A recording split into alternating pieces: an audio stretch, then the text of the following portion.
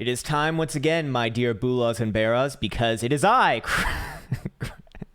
That doesn't flow very well. Anyways, hey, good morning. Good to have you here. Good to see you. Good to see you. Anyways, plenty to talk about on actually traditional markets. Bitcoin's been fucking flat for the last few months. Why are you even looking at it? Anyways, we will be talking about Bitcoin, of course, today.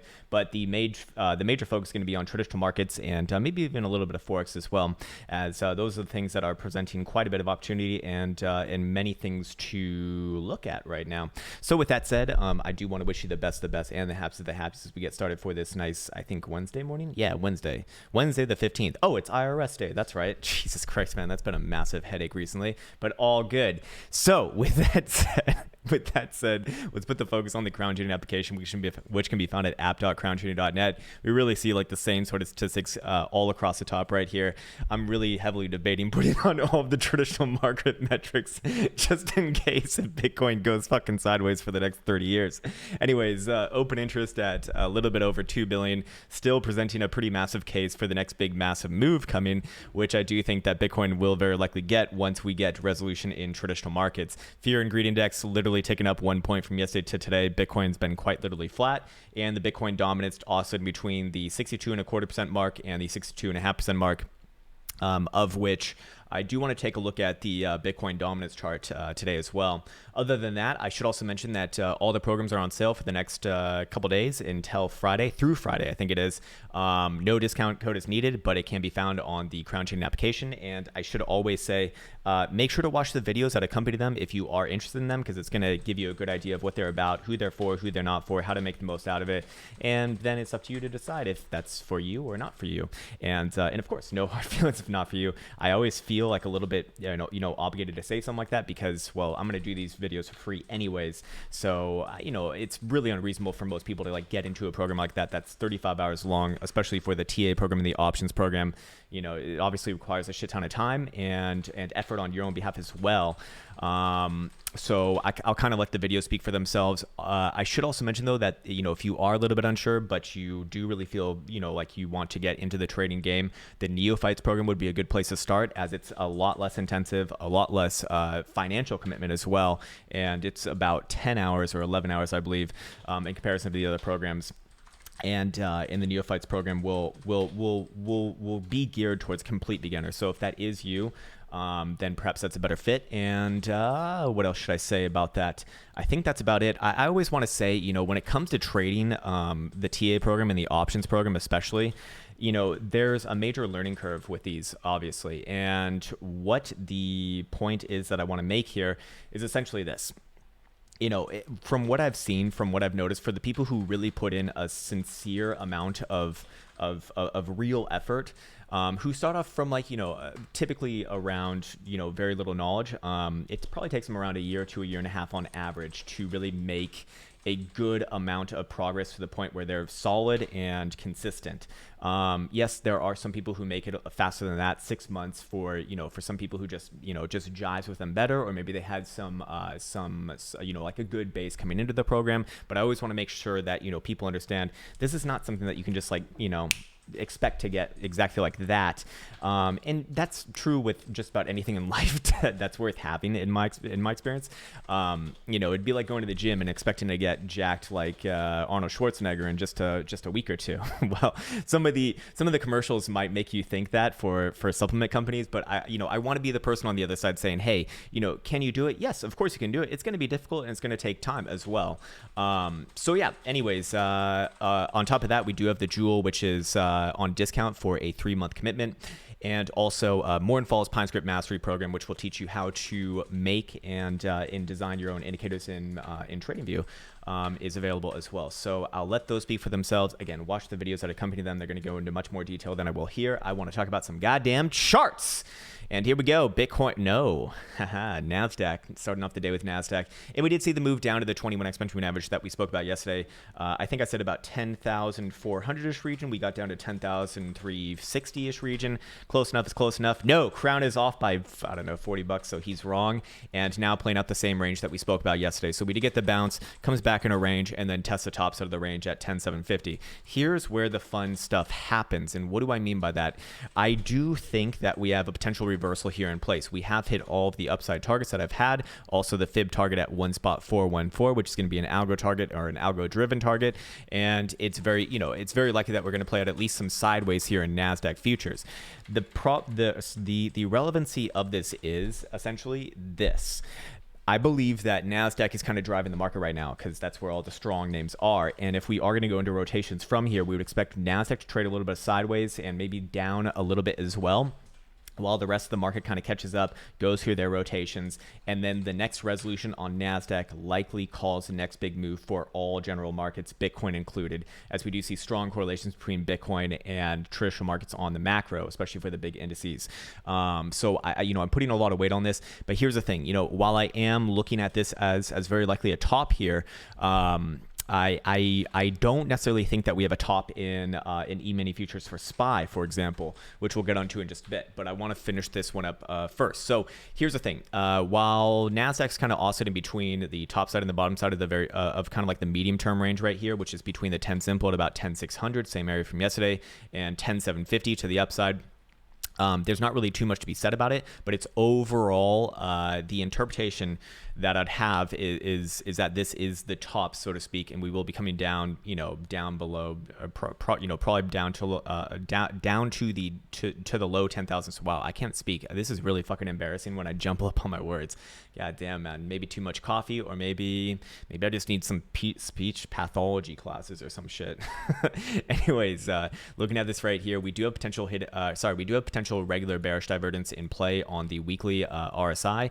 This will not be confirmed until next week, however, though, so it's going to be a long time between now and Friday, but any sort of a closure between now and Friday that's below 10,800 will allow that to be a possibility coming into next week, but it can only really be confirmed, at least from my perspective, coming into next week. And we'll talk about what that will look like probably on Saturday, actually, because we need to see the weekly close first. But if it does close anywhere below 10,800, then it is in the cards, so to speak. And realistically, Bitcoin, or I keep on saying Bitcoin, Nasdaq has a long, a big range here all the way down to the 21 exponential moving average, which would be kind of where I'd be looking for on the next big bounce if this does indeed end up being a top. So everything's kind of like playing together right now. And if we go back to the daily, do we have anything of note right here? Yes, we do. Of course, we do have regular bearish divergence, but that drove the target from yesterday down to that 10,400-ish region.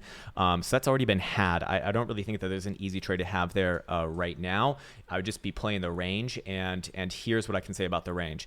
If NAS does take out the top side of the range, which would be confirmed with an hourly total closure anywhere above 10,750, or just taking out the spike high that we see coming in the early morning hours here at about, let's see exactly where it is, 10,739, then I would look for an extension all the way up here towards about 10,850-ish region, and that would be the next area that I'd be kind of looking at for resolution. As long as NAS is below there, though, which also correlates with the weekly level, that weekly bearish divergence is a possibility coming into next week, and I would be making major decisions based upon that, and that's what's quite exciting about this. But for right now, to me, this looks like this is probably going to give another test towards 10,750, but I would be also looking for another test of 10,600 and just kind of bounce between the range for the next couple days, and then resolution coming into next week.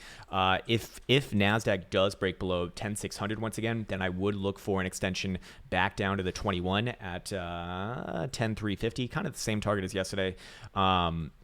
But it looks to me like it's going to spend a little bit of time going sideways here and bore some people out while the rest of the market goes through its rotations. Is there anything else that's obvious about this? I think I can leave NAS there for what it's worth. Yeah, okay, cool. Let's go look at E-mini futures for SPY, because this one looks obviously a lot different. And this one is still holding up relatively high. It is towards the top side of the range. We have hit both, we did hit our target yesterday down to the 21 exponential moving average at 320, or what is this number? 312? Yeah, 312. right, right to the T on the 21. Not to sound arrogant, just to kind of follow up from yesterday for the people who have been following along. And here's the thing, I'm not. This is not a bearish chart right here, as is.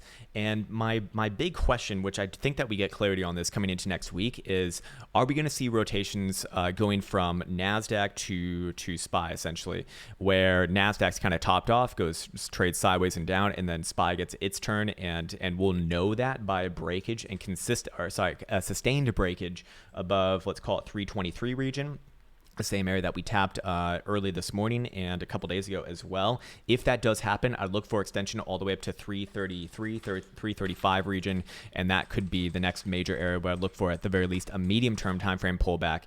And as it stands right now, it's hard to hit. It's hard to hit this chart because it is, from a major moving average perspective, bullish. We do see a golden cross right here, higher lows, higher highs. All major moving averages are having a positive slope, and we have all lower periods above higher periods, as they diverge away from each other. So that is strengthening to the upside, obviously. And daily RSI still looks, relatively healthy here. There will be some bearish divergence being constructed if it does break out to the upside, of course, but that would also imply that we will see, another move to the upside. Looking at a weekly right now, the weekly still looks, weekly still looks okay as well. Do we have potential regular bearish divergence there? No, not really. Could be, but this one does make me think that we see another leg up in E-mini futures for SPY. So this is really getting into the nitty gritty of the market right now, and we could go through sectors as well. This reminds me a shit ton about my experience in traditional markets, because this was a big thing that my mentor usually hit on, going from starting with your big indices and going to sectors and going to subsectors and going to specific stocks, and that's how you can really gauge the strength in the overall market and see how these kind of rotation plays play around. And I believe that Bitcoin is actually in that equation, and we'll go over that in just in a little bit here. But first things first, for SPY, this is a hard chart to hate. I do think that it's probably going to get another try here. Maybe short term probably comes back down to 319 region, but I'd be looking for a short term bounce there as well. That would be just filling the gap in from yesterday. And realistically, I don't really see any real reason to be bearish on this for a medium term time frame move, as long as it's above, especially yesterday's low, and even the day prior on Friday, if you want to be super conservative, down at 3105 region. If that were to happen, I'd look for another extension all the way down to the 55 and maintain these higher lows here. But it's difficult to get bearish on this as long as it is still constructing these higher lows. That's the problem with it. And why I do think that the path of least resistance here is likely to the upside. So we'll see. Now this is kind of, I believe it's earnings seasons right now, so we're gonna see a lot of crazy shit, and that's typically when you do see big major moves in the market, contrary to the prior direction, or sometimes major continuation as well. But let's go check out some of the market leaders and get some insight into what the general market's doing. Let's start off with Tesla, as I think that this one's been driving a lot of the hysteria in the market recently, and I stand by my call. I do believe that we've seen the blow off top here. It looks, this is fucking classic shit. If you were around in 2017 Bitcoin, I think that this should look rather familiar, and more to the point, it's not necessarily that I would live and die on that statement. It's just that it offers up a very easy way to kind of be managing it. And as long as we are below 1700, Elsa's laughing in the background. She must be dealing with some great emails. 17. Did you get a dick pic or what? She's laughing. What's funny about dicks? All right. So yeah, looking at this area right here, as long as it's below 1700, I would feel quite confident saying that this one's blown its top off. Probably trades a little bit of sideways to down here as well. This one also does look like it wants to make another run short term back down to the short term time frame range at 1400, which I'll mark off right here. And let's actually construct the medium term time frame range that we're kind of playing out right now, which is essentially between about let's be a little more lenient with it, because this one is quite volatile. Between about 1600 and 1450-ish region down here. It's kind of the same thing as Nasdaq, looking for it to play out that range, which is a lot more tight on Nasdaq, as we saw right here. between 10.6 and 10.750. Tesla, obviously being a lot more volatile, is going to naturally have a bigger range, but I'd essentially be saying the same thing. I'd be looking for some sideways here, and then the next big move to the downside, if and when it does break, on an hourly closing basis below 14.25, or just takes out yesterday's low, I believe it was, which is 14.31. That probably does it as well. However, waiting for a closure, obviously, gonna hold more weight at the end of the day. And if that were to happen, I'd look for a move back down and fill this gap around here at around low 1200s. It's probably same thing, bounces off quite aggressively, and then then just go range by range. But overall, I mean, this is looking pretty damn classic to me. I'm curious if there's anything else that's obvious on maybe like a daily Stokes turning down, but I don't really care about Stokes for a long-term trend. I care about it for ranging price action. It's not ranging right here. Daily RSI has a little bit of bearish divergence in there, although it is coming from quite a far away space. Let's see if the same thing is potentially present on the weekly, and yes, it is. Looks very similar to Nasdaq here, as you can see. So I'd essentially say the same thing as Nasdaq. If this one closes below 1600, especially by Friday, coming into next week, we will have a potential situation where we do have major bearish divergence, and that would drive targets down to the low thousands, essentially 1100 to 1200. I'll be looking for probably a nice bounce off there, and then consolidate for a while, and then perhaps we get the big bad tumble. However, 1000 should be relatively difficult to break, and this can take some time. For example, I'll bring you back to 2017 Bitcoin. This is your chart right here, right? Just straight up to the fucking moon, very very Tesla-esque like. And what happens after that? Well, Bitcoin spends a little bit of time going sideways here. Obviously, this is a pretty massive range because Bitcoin's even more volatile in some sense. But eventually does break down, below all the major areas and goes into, regression, regression to the mean of the long term, which sorry, Mr. Musk, I'm a massive fan of yours, and I've nothing but respect. But as far as stocks go, you are Bitcoin in 2017. I do believe, and again, can that change around? Yes, absolutely. And I'm being a little bit more deliberately intense with my terminology here than I typically am. But the point that I'm trying to construct is that when you're looking at traditional markets and relating it to Bitcoin, Bitcoin plays out these moves like at lightning speed. Hey, get off my fucking charts there, TradingView. And so what takes Bitcoin maybe like a year to do, traditional markets will take like 3 to 5 years to do. So keep that in mind. I wouldn't look for this one to move as fast, but it is quite interesting here just from a long-term perspective. So I do believe that it would be quite. I do believe that I would be very I'd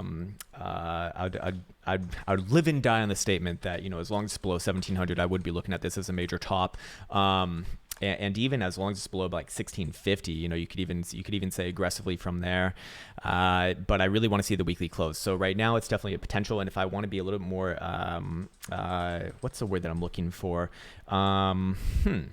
Direct with my words, I would still wait for the weekly close here, as it's really not, it's really hard to call like a long-term top before at least seeing a weekly reversal. But it will be in the cards if the criteria is met that we spoke about earlier. Let's go look at some of the other market leaders. Apple closing the day up as well. But same sort of thing here as well. It is playing out a nice range. And this one actually does look like it could pull through. Came just shy of closing above Friday's open. No, Monday. Yeah, Monday's open. At 390. So I would look for that to be a nice pivot going forwards here, and a very good reaction off the 10 simple, to be fair. If anything, it does have, there's actually not hidden bullish divergence here. It does technically have regular bearish divergence in play, but I think that the easy move from that's already been had.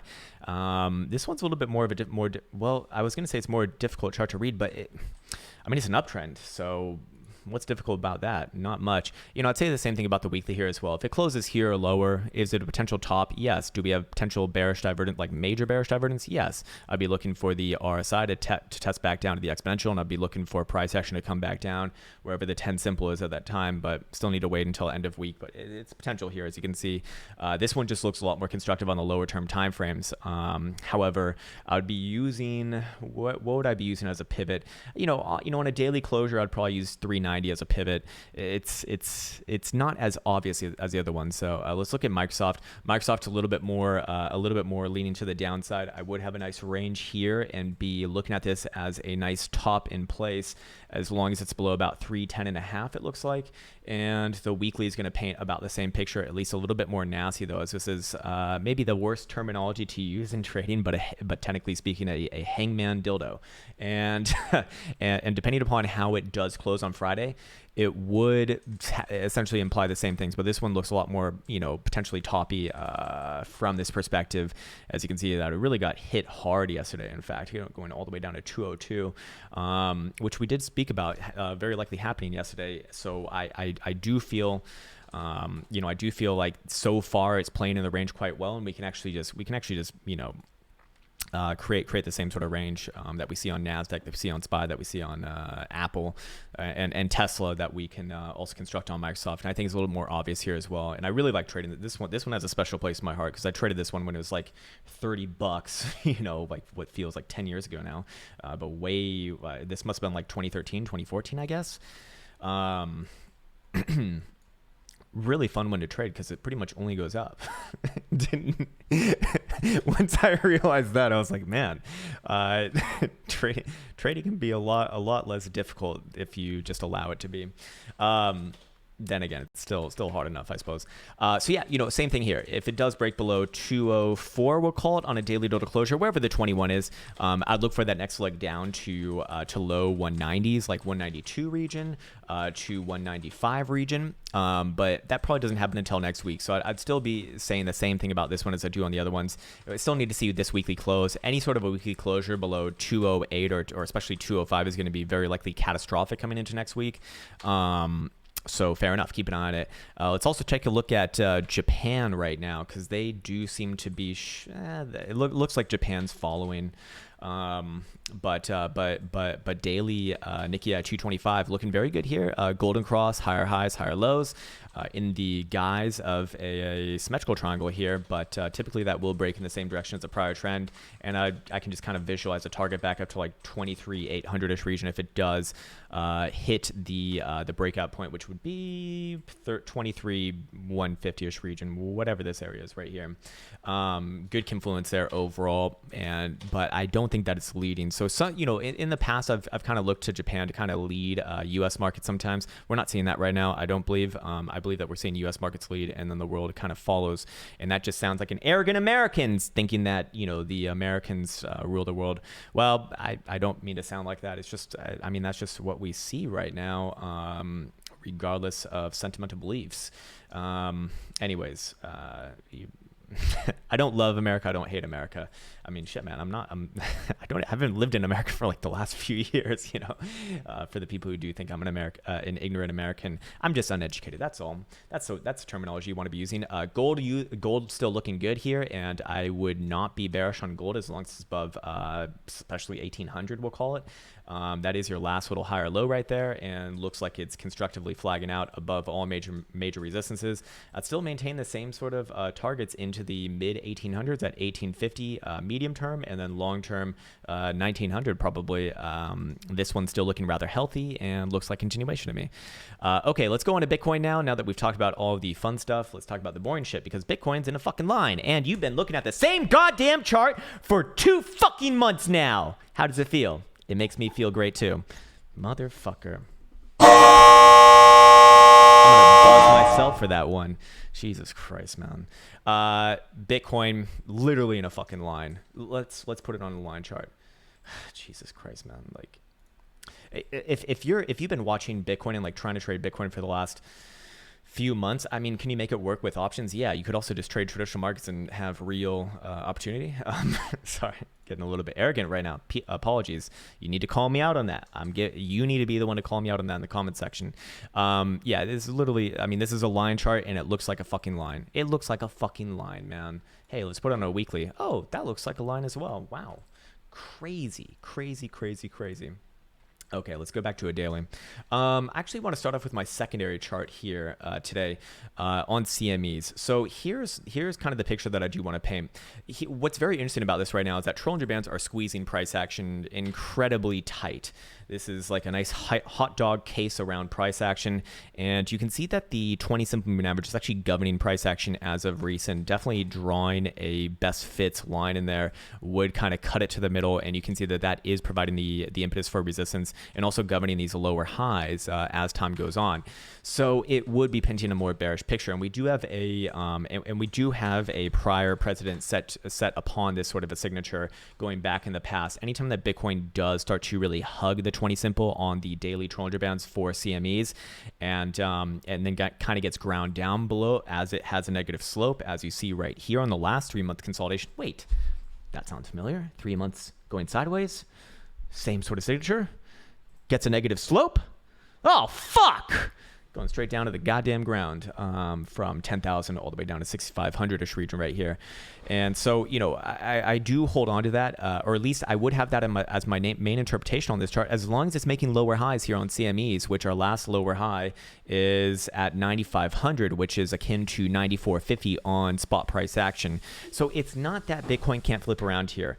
It's just that as long as it has those lower highs in place, it's very difficult to even get bullish for a medium-term time frame move. Doesn't mean that it can't happen. Just, you know, Bitcoin needs to prove itself. It needs proof, not promises. That's the difference between being a trader and being like someone who, I don't know. But, you know, same thing over here back in 2018, same thing right here. Bitcoin really starts to hug the 20 simple, and then it gets a negative slope and slowly but surely grinds it down below. Again, another 3-month consolidation right here. 3-month long consolidation right here, and same thing to the upside right here. You know, it works both ways, of course. And then same thing, you know, potentially in the cards right here as well. And this is very interesting to me because, I mean, that's kind of hard to argue as it stands right now. Anyways, let's go over the 2-day. Is there anything to be aware of here? We are operating below the 20 simple on this one as well. Doesn't look as bearish though, to be fair. The 3-day actually above right now, so not bad. So, you know, you can have multiple looks on this one, but I'd really be looking for traditional marks to set the tone. The question to me is, or the question that I'd probably pose is, now that we've seen kind of Nasdaq potentially put in a top, and we're starting to rotate into SPY, well, I'd have to like look at the subsectors to really get a good eye on who's next in the rotation. Where does Bitcoin kind of fit into that equation? Because at some point, you know, you would expect Bitcoin to get like one last major attempt. Maybe bringing it back up quite a bit. However, if traditional markets are going to fall down, I don't really have any reason to believe at the current moment in time that Bitcoin would not follow. Looking at the 3-day, by the way, for regular spot price action, we're actually operating well below the 20 simple, which is a little bit concerning there. 2-day getting a negative slope as well and governing the last high. You can see that's kind of just grinding it down, which is concerning. And the daily actually did pop up on spot price action as well. So it's a little bit cut to the middle here, but let's go back to my regular tools and we'll go right here. Yeah, there we go. Alrighty, let's put back on all the major moving averages and momentum oscillators. And what do we see here on daily Stokes? We are going to see them reject the bullish control zone, but that's not a death sentence in and of itself. Let's see what would be needed for price action to close above in order to turn that momentum back up to the upside. All right, 9,300, which is very interesting because that would be a very short-term time frame last lower high right here. Yeah, a little bit above 9,300 on a 4-hour total closure. So we can make a relationship between the 4-hour and the daily now. If the 4-hour can close above, let's call it 9,300, I would very likely look for the daily momentum to turn back to the upside, obviously, as we just saw, just simple mathematics. And at the very least, Bitcoin will retest 9,450-ish region if that were to happen. If that area does get either closed above on a daily at 94, see exactly where it is. Yeah, 94.35, or just wicks above the high of this last lower high right here, then we have a short-term reversal, and I'd extend that target back up to 9,700-ish region, of which then we have to realize once again, as we've been speaking about for the last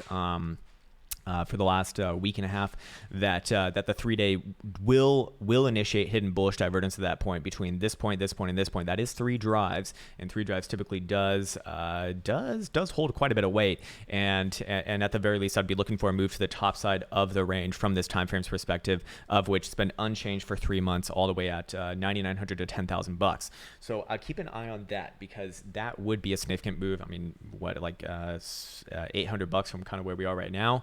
And the resolutions for that are pretty pretty well documented. So I do like that quite a bit. But the problem is that if traditional markets do take any sort of a downturn, it always makes me kind of hold my breath for Bitcoin, because Bitcoin's a lot closer to resolving this whole range to the downside. It's the same areas that we've been looking at for a while now.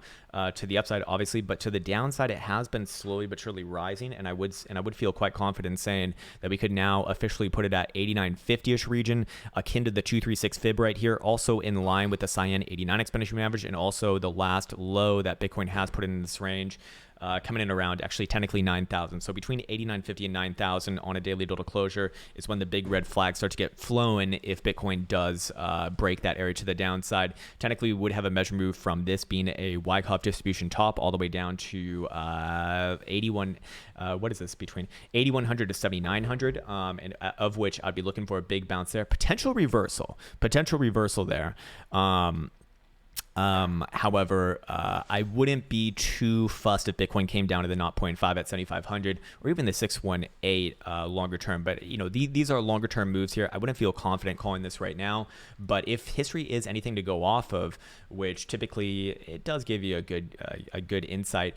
What I'd say here is this: is the weekly Stokes. I put the spotlight back on them. Anytime that we've seen the weekly Stokes on Bitcoin go above the critical zone and then come back down below the critical zone, that spun off the big bad retracements, even in your bullish markets, even in your massively bullish markets. But the last example that we have was back here in July 2019. You probably know where I'm going with this because, well, fair enough. That's 40% down, and and that was 40% down over the next few months. Like, this took a while to happen, like, for perspective, but almost immediately in like the next month and a half was 37% down.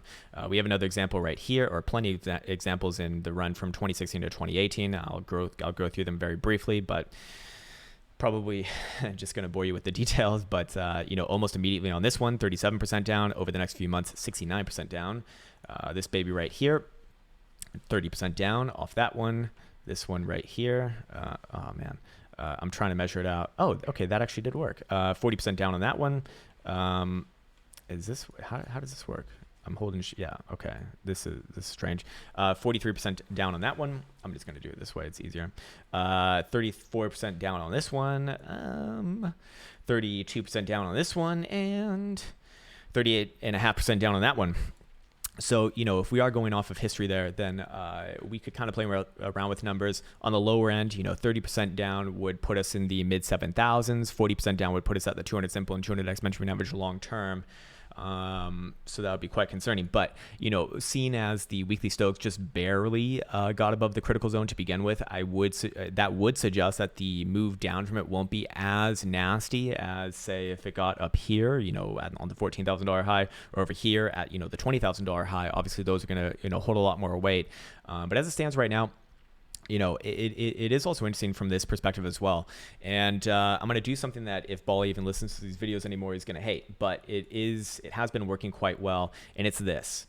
You can actually make a trend line on this indicator, which is very, very, very, very, very interesting to me. And it's actually called all the last macro tops incredibly well. Hold on. Let's go to a fresh chart because this one's too convoluted right now. Let's pick on Finex. Yeah, there we go. Fuck you, Finex. So we got something like this, right? And I'm even going to get rid of price action here if I can. Price action. How do I get rid of price action? Man, there's got to be, I know that there's an easy way to do this. I just fucking forget how. Whatever. If I could get rid of price action here, I would. And what I'd want to show, or maybe, fuck it. Yeah, we can just keep it there. But what I'm showing here is there's basically a long-term trend line from the reverse Stochastic indicator cross that has called a lot of the major tops, or all the major tops for the last 3 years since 20,000 right here, 14,000 right here, kind of tangentially, not as much from this $10,000 high right here, and then more recently from this $10,000 high right here. And I do believe that does work because it should naturally be fractal with price action. And there's me using that dirty word once again, but I don't like fractals on price action. On indicators, it can make sense because they are mathematically based, which would make them actually relevant to each other.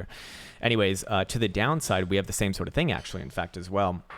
if you do want to, cut it some like this. So it would suggest that we'd probably see the weekly stows come all the way down there, perhaps. Although that's a little bit less of a tested idea. It's just something that I've been playing around with, not necessarily hard science. But the top side one does work rather well, and it would suggest that if Bitcoin is going to have a macro turn down, now would be as good a time as any, really. Over the next month or two. So again, this is a weekly. It can take quite a bit of time, but it would say that it is potential to have.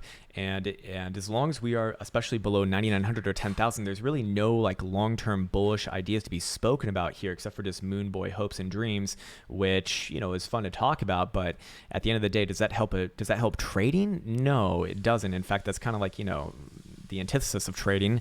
Need to be going off of things that are documentable, that have clearly defined areas of risk and reward. Otherwise, can't really use mathematics and statistics to your advantage during trading because, well, you're going off that, or you're not going off that. But oh, it's kitchen time, motherfuckers! Let's fucking buzz up the kitchen. God damn it, man. Anyways, fuck you, kitchen. Call the shit police on you too. Okay. All right. Back into it. So again, to kind of wrap up Bitcoin, I suppose, the medium term time frame range to the upside, 9,450, anywhere above there. And yes, I would extend targets to 9,700 rather quickly, and very likely the extension will happen from the 3-day momentum taking over all the way up to about 9,900, which forgot to mention as well. But the 3-day momentum will turn back up naturally anywhere above, with this next closure above basically where we are right now at 9,200-ish region. Now, keep in mind, we will not be closing the 3-day until tomorrow night at 8 p.m. Eastern Time, which is a fucking eternity in cryptocurrency land. But it is in the cards. So, I would feel, I would feel quite confident in saying that Bitcoin will test the top side of the range if we do see the 3-day close above that area. And that likely gets spun off, or if we were to go down to the lowest term time frame, that actually does seem to hold a little bit of weight with propelling that move forward. Yeah, that's a good word. Is probably the 4-hour right here, which would all start with the 9,300-ish region getting taken out, which would revert the 4-hour trend, initiate a short-term move back up to 9,450. That can carry on over into the daily range, as that would create a higher high on the daily, and then I would be looking for 9,700, at which point the 3-day takes over, and then you know where I'm going with that.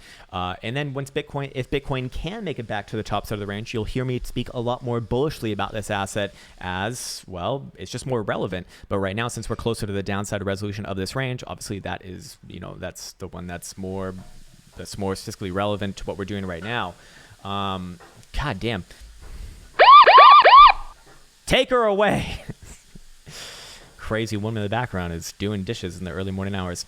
Let's go to the 12-hour. What's the 12-hour looking like? 12-hour still headed down. There's a head and shoulders on them. No, just kidding. Silliness here.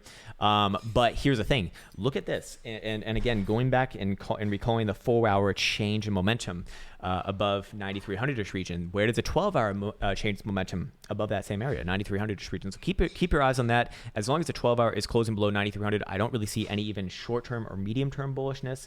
So it's going to, and if it does happen, it probably happens very, very fast here too. But as long as we're below there, momentum does remain to the downside. 12-hour RSI is looking more bearish here, getting rejected by the exponential and playing out a little bit more of a zone between the bearish control zone and the neutral zone, which is inherently not very nice.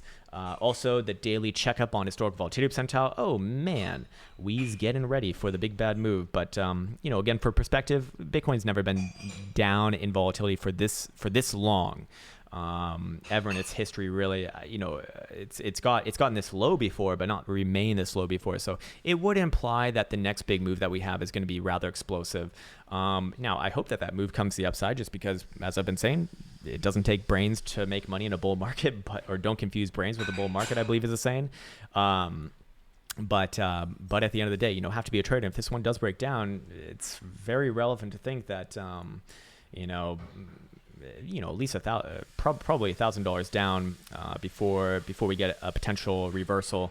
Now there will be bounces along the way, like I've been saying, between about 85.50 and 86.50 in this $100 range right here. I'd probably look for a short-term bounce, kind of alongside the last prior couple lows. But I Bitcoin got back down around there.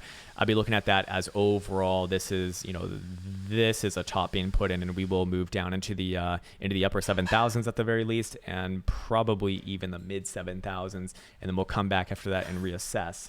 But here's the thing, I'm not long-term bearish on Bitcoin, and the reason why I'm not is due to the higher term timeframes, which hold the most weight. Now let's go back on over here to BLX index for perspective.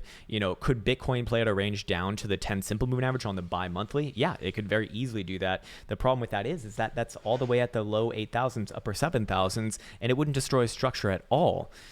Even momentum on bi-monthly Stokes would remain to the upside, above there.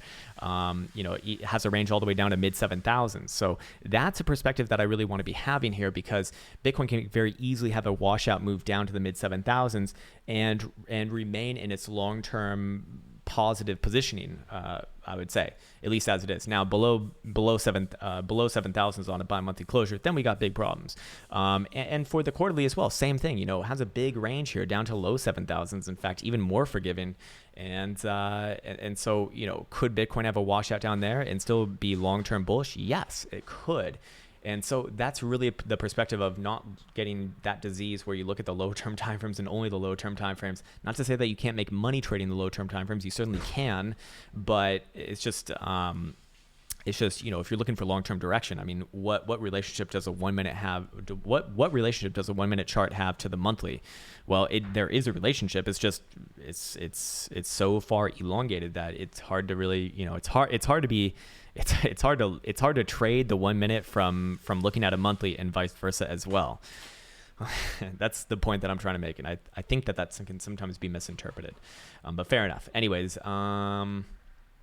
by the way, same sort of trend line here on the daily reverse Stochastic indicator cross as well. Just saying. Which did test the top side of this, and this would obviously be governed on a lower high. So we are going to see a decision being forced upon Bitcoin relatively soon. It's either going to continue this trend where we see tops being put on at this area, or we revert it. And I think that all gets started off with the 4-hour delta closure, or even just a 4-hour move back above low 9,300. So fair enough. That's the area to watch, and to the downside, the area to watch is still 9,000 to 8,950-ish region. 4-hour delta closure below 8,900, I think, is the lowest time frame that I'd use to constitute a long-term time frame breakout to the downside, initiating those long-term targets. And then daily below, or 12-hour below 8,950 to 9,000 would be probably the more healthy way of doing it, in my opinion. But to each their own, of course. Now I haven't really washed out the low-term time frames just yet, but looking at the 4-hour right here, it is kind of interesting just to see that all major moving averages are literally bunched up together sideways. It's exactly what you expect to see during sideways price action. This is a fucking 4-hour, by the way. 3-hour, the same bullshit here as well. 2-hour, same bullshit. Hourly, same bullshit. Momentum oscillators and all these are just jumbled up, but I do think that it is worth stating that hourly momentum remains to the downside as long as short-term price action is below 92.70. 2-hour shows momentum to the upside as long as it's above 92.30, which Bitcoin's pretty much at right now. In 3 hours, showing momentum remains the upside as long as Bitcoin's above 9,200. So now we're kind of coming up with a downside range here as well, and 4 hours showing the same area to the downside as well. So your next warning signal to the downside would be basically either taking out yesterday's low below 9,100, or a 4-hour delta closure below 9,150 to 9,200 as well. Probably does get it, but I don't really think that it's. I don't know, man. I wouldn't trade that. I'm not trading Bitcoin right now. I'd rather trade traditional markets. I mean, I've really been tempted to go through the rigmarole of getting the green lights from the SEC and FINRA and all that bullshit just to be able to trade traditional markets again, because that's where the opportunity is right now. I mean, Bitcoin's just sideways. Bitcoin's just silly. Feel silly, to be honest with you looking at this, but hey, man, this is what a true TA nerd does, and but at the same time, also want to keep an eye on traditional markets. Alrighty, let's go look at wow, 43 minutes already long in this video. Let's go look at at Dixie for a quick second. Do you think short-term down to 96, just below 96 perhaps, but I would be looking for a short-term bounce there as well. Long-term, I am looking for a resolution on this range relatively soon. If we do get a weekly close below 96, I would extend a target all the way down to the 377 over here, somewhere in the low $93 region, but that would be a long-term major, and 10 more majors opportunity in my opinion. As long-term, I'm very bullish on this chart actually, but that would also mean that all of the dollar pairings for all the major pairs are going to be moving up and they are looking rather healthy here as well. You know, Swiss franc looking good on the monthly, on the weekly, you know, looks like it's very close to breakout. What about euro dollar? I want to check in on this guy as well. Where you at, euro dollar? You shit fuck you. There you are. Found you. Euro dollar technically did break out yesterday, but I'm not liking this one here. I like it, but I don't like it. I mean, this looks very constructive, you know, very constructive, but I suppose I'd need to see 114.4 to get taken out to the upside, and then can extend targets quite a bit towards 115.5, medium term, long term 117 would look pretty damn good. And that does look like it's in the cards. I mean, this does look like a potential reversal here. Again, same thing on the weekly. Want to see a weekly close above 113.5, and then I'd feel a lot more confident with that. But so far, so good. For what it's worth. Is there anything that I'm missing? No, I've missed nothing. No, just kidding. Let's go look at Bitcoin dominance. Just remembered about that one. Let's see how this. What the fuck was that? Hey man, dominance chart. I can't trust you when you have stray wicks like that. I don't know. I think we have to look at altcoins. This is a healthy amount of I don't know here. I don't fucking know what to make of this chart. I mean, it looks ugly, but it probably looks like it wants to bounce short term, medium term, but long term looks a little bit on the uglier side. But I think it's best to maybe go through alts one by one, and that's something that I don't really want to do. But we'll do a quick look of like the leaders. I did say that Linky was not very toppy looking now. Bearish divergence still potentially present on the daily, but it does look like it's going to give another swipe to the upside first, or give another. I mean, it did close on higher highs on the 4 hour. 3 drives of bearish divergence also present, but does it give it another try first? I think it gives another try first, and then probably comes back down to the 79,000 Satoshi region. We did hit our 69,000 Satoshi. No, we didn't hit our 69,000 Satoshi target yesterday. Fair enough. All right, gonna be wrong on this one, I think. I'd wait for the weekly on this one as well. You know, any sort of a close here higher and continuation, new all-time highs. Let's go look at Cardano. Kind of the same thing. Daily looking pretty damn good as well, actually. Maybe short-term back down to 1380, but I'd be looking for another try. For a new high on this run. With the next sort of major area being marked off at 1600 Satoshis. Moi moi. Let's go take a look at GBTC. GBTC looks weird. Looks weird, man. You got a weird chart there. What about XRP BTC? My Ripple is going to make me rich as fuck, right? Right? Well, if you're short, maybe. Butyrol. Butyrol versus Bitcoins. Still chugging away. Still chugging along. You know, does it get a test back down to 25.5 first before trying a big break above 0.03? Probably yeah, but still looks constructive here. Can't hate that chart. It looks good. What about Litecoin? Litecoin looks a lot more nasty. But if the rest of the market moves up, I'd be looking for this one to tag 53. Probably put in another top there. Overall, long term, very nasty once again. What else do we have? I think that's about it. Let's go look at probabilities. Let's go look at them probabilities, bro. 4 hour and you know, how aggressive do I want to be here? We can actually look at 4 hour probabilities for 9,300. Yeah, let's do that. Let's make it fun, I guess. TA is fun. Sucker. All right, 4 hour probability of closing above 9,300. Which is like the lowest time frame I'd feel comfortable using here. Actually, 22%, very high, very, very high. And that's closing in 2 hours and 7 minutes. So by the time I post this, should have resolution. I'll use, we can keep 89.50 to the downside. Very unlikely in the next 4 hour total closure. Very unlikely. Rings are squeezed into the downside, I should say. Let's go to the 12-hour now. Now, 12-hour, remember, the 12-hour momentum does turn back up to the upside above 9,300. So that same area actually is relevant, and that's a 43%. So it would be suggesting that if Bitcoin is going to turn to the upside here, it probably happens today. And 9,300 is like the first kind of port of call there. Daily going to show 44.25% versus about 23% to the downside. Again, probabilities are massively swinging in the favor of the upside. Obviously, I'm using a lot closer of a range here. It's a lot easier for Bitcoin to move $50 to the upside than $250 to the downside, or actually technically $300 to the downside from this price point. So let's also use the 94.50-ish region for the daily, because I do think that is appropriate here as well. And let's see what the odds look like at that point. So 30.36% to the upside versus about 23% to the downside, a little bit more even there. And that would also be a lot more of an obvious trade as well for continuation up to the high 9,000s.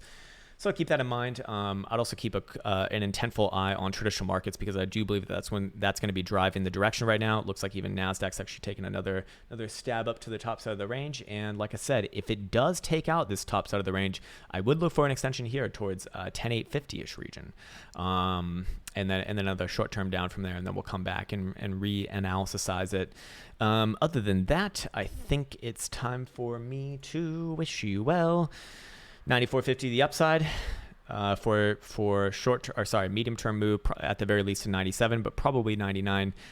To the downside, still looking at 9,000 on a 12-hour daily. 4-hour daily closure below 8,900 probably does it as well for initiating all the downside moves. And above 9,900, same things we've been saying for the last few months as well. That would initiate targets realistically to 11,000 and beyond, more long term.